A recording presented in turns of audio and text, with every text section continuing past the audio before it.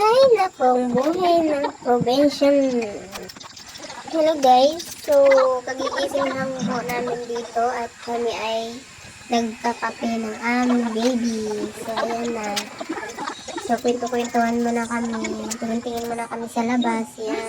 Ito yung kapatid ko, ang aga niya gumising ay siya'y yan, naglilinis sa bakod. Ang sipag-sipag niya, di ba? Ready na siya kasi yung mother namin ay magbabakasyon dito sa amin. Alam mo naman, kapag ang mother ay dami ng anak, kaya kami magre-ready at kami naglilinis ng aming bahay.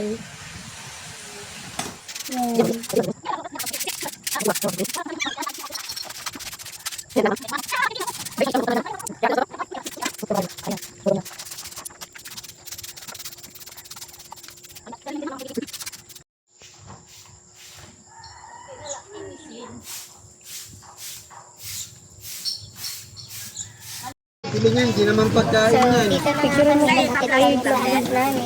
Pumasok. At kay kami Bibili kami ng Tatakapal, buntis ako, pero wala naman laman.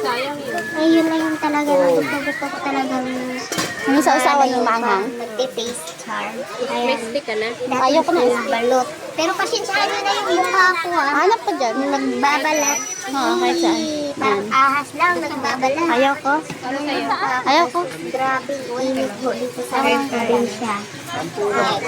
Nagbabalat ako ay mayroong pinapahit. Kaya mo ubusin yan? Kasi meron po akong pimples. Pimples. Ayaw. Ito na, akin na. May Meron ako pimples dito. mo ako dyan. Kaya gusto kong tagtanggalin ka yung magmamarato. Sige.